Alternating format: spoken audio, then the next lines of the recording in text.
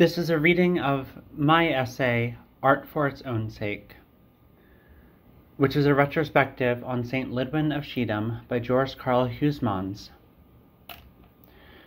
A link to the paper will be included in the description. Finally, I recommend simply reading the paper so that you do not have to listen to me struggle through reading French pronunciation. Decadent beginnings, symbolist endings. The Decadent movement was an artistic movement of art and literature in the late 1800s.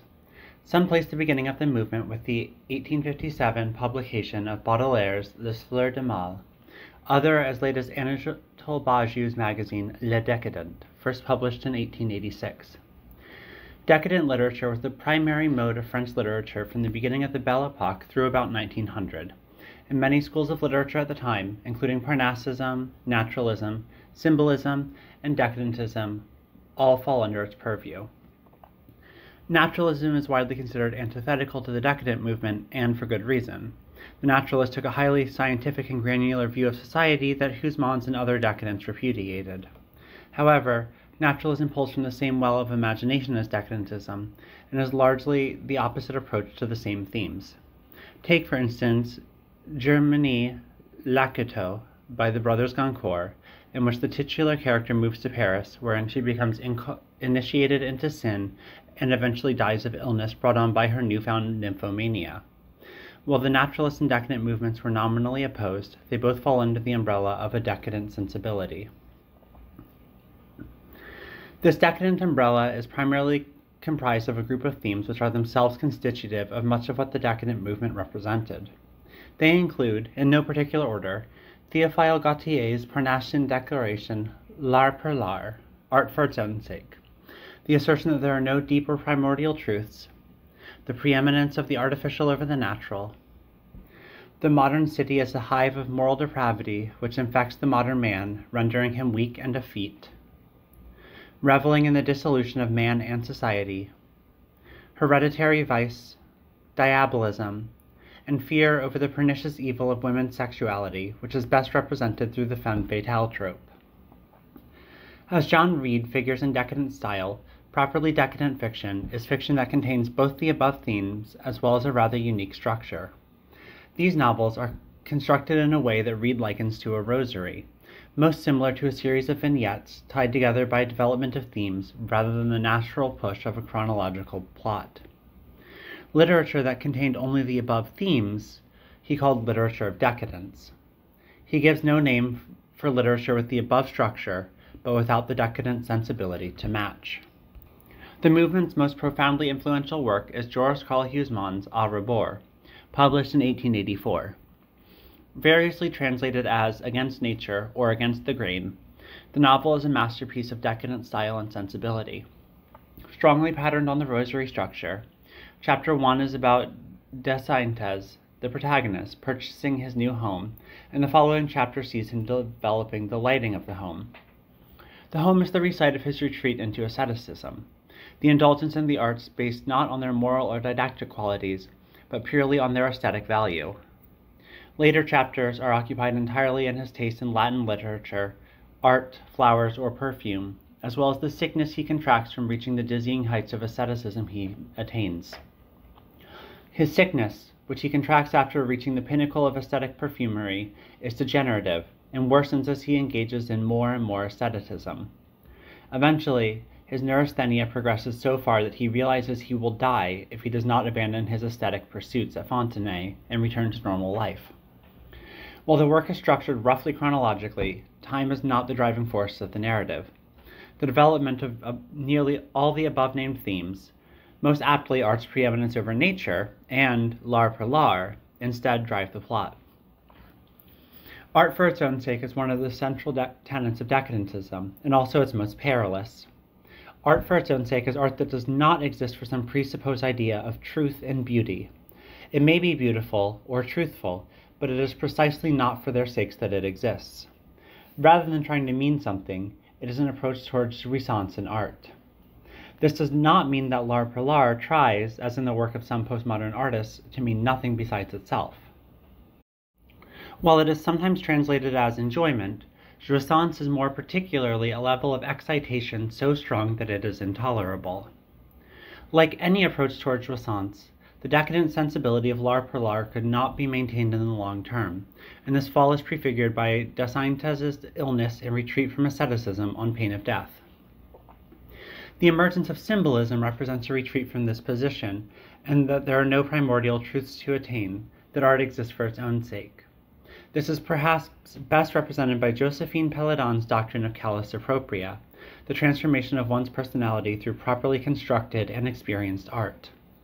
Péladan devoutly believed in initiation into esoteric truths, and constructing oneself in the image of such pursuits. To him, this initiation was the great purpose and sole use of art. The Symbolist Manifesto by Mauriac would agree with these esoteric truths, but at the same time, it eschews the pursuit of logic and reason. It feels that these truths can only be vaguely approached, and only through languorous symbols, obscure metaphor, and beautiful vocabulary. The acknowledgement that these truths are unreachable, coupled with the desire to reach them nevertheless, is the movement of fetishistic disavowal. The fetish is a concept used by Freud to describe the turning away of the male child in the face of the apparent castration of women. Octave Manani, pulling from a patient, paraphrases it thus. In English, I know very well, but nevertheless. In other words, the fetish is a merely apparent disavowal and a subsequent recommitment. Finally, the fetish object is held up as proof of the necessity of this recommitment. Truth becomes to the symbolist a fetish object that covers over the lack of meaning in l'art pour l'art. In other words, the symbolist backed away from the decadent approach towards jouissance in favor of the fetish object that is truth in art. In this way, we can see that symbolism is best understood through the lens of the decadent movement, and not simply on its own terms. Huysmans' own St. Lydwine of Schiedam is another such retreat from the pulsational drive of l'art pour l'art and the rudderless jouissance of proper decadentism. I expand more on this notion in my forthcoming book on decadence and the work of Marcel Proust.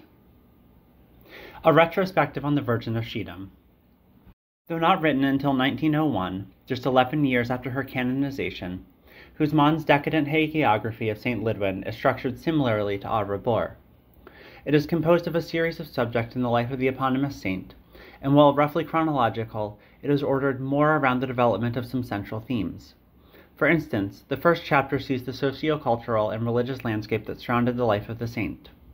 Following chapters see her birth and early life, the beginning of her illnesses, the machinations of her first confessor, the otherworldly journeys she conducted with her angel, her charity, the fires in Schiedam, her death, her memory and successors in the penultimate chapter, and finally, the Schiedam of 1901. Rather than proceeding strictly along the chronological life of the saint, the book revolves around the development of her main miracle and reason for being, her ability to expiate, or pay bodily reparations, for the sins of others, through the worsening of her divine illnesses, a gift Huysmans calls mystic substitution. This book does not, however, exist solely to recall the life of the recently canonized saint. Huysmans instead sees in the story of Lydwine an echo of the situation in France and the world at large at the end of the 19th century. Lydwine's Europe was beset on all sides by strife. There were clashing bulls from warring popes and anti-popes, weak leadership among the royalty, and countless squabbles over land by petty lords.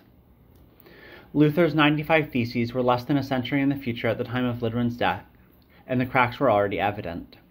The church was racked from inside and out by the immoral masses, corrupt bishops, and indulgent popes.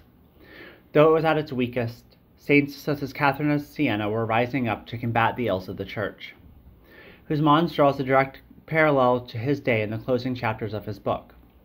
France had recently lost a war against the Germans, and another war was visible on the horizon. The royalty of the age had been deposed first in the French Revolution, then repeatedly throughout the 19th century, before largely becoming ineffectual and effete in the Third Republic, which itself was rocked by the political scandal of the Dreyfus affair at the end of the century. The era even had its own mystic substitutes, enumerated in chapter 15, and most clearly defined in the form of the stigmatized Anne Catherine Emmerich, who was beatified in 2004. St. Lydwine of Schiedam finally closes with what is meant to be an uplifting note to Huysmans. Just as the saint rose to fight the church at the close of the 14th century, the number of Catholics in the Netherlands, a purely Protestant land, was growing at the end of the 19th century. Huysmans' book is therefore a decadent narrative in structure, but it fails to capture the oeuvre of the movement. There is no reveling in the downfall of humanity, no dangerous female sexuality, and the divine truth of God is starkly apparent on the pages. Huysmans, who had long ago turned his back on his church and reveled in diabolism and au revoirs, became a devout Catholic in the 1890s. Like the symbolists, like De Santis, the decadent position was too much for him to bear, and he had to end his life at the foot of a cross or by his own hand. So why is St. Lydwine of Schiedam important more than a century after its publication? If Huysmans is to be believed, mystic substitution must still be taking place, as it has not stopped occurring since well before Lydwine's birth. However, in our modern scientific era, claims of divine illnesses are unlikely to be believed. More to the point is that, to paraphrase Huysmans, the end of every century looks the same, and the rolling over into this millennium is no different. However, rather than looking for our own mystic substitute, we may want to look at the decadent movement for guidance. Our world is plagued with strife, and hopelessness abounds. What good can a centuries-old movement possibly do? The decadent movement was the birth of modernism, a baptism by fire with heights of jouissance that subsequent movements have failed to reach. The thematic preoccupations of the decadents still penetrate our life. Simply look at the still extant examples of femme fatales and distrust of the urban center, the feeling that men are becoming ineffectual, now often paired with dramatic claims regarding falling birth rates, testosterone levels, or sperm counts. As it is constitutive of early modernism, the decadent movement shapes the very roots of our discourse, and therefore our imagine. For more on how prior discursive formations shape our own, see Chapter 5 of The Archaeology of Knowledge by Michel Foucault.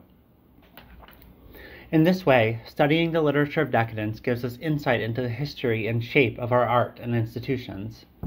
Only with this understanding can we begin to tackle our assumptions about the world, about sex and gender, about civilization and art. Without an understanding of decadent themes, we cannot identify them when they manifest in discourse for good or ill, nor can we take seriously the idea of l'art pour l'art and its repercussions. Perhaps it is truly impossible to engage in art for art's sake. Perhaps we eventually must believe that there is some great and deep meaning behind it all. Perhaps approaching art for art's sake is completely insupportable long term.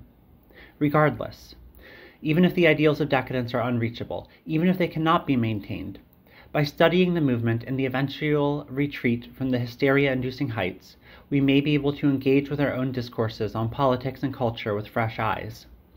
Suggesting an all-out assault on the idea of truth may strike some readers as irresponsible in our current post-truth world.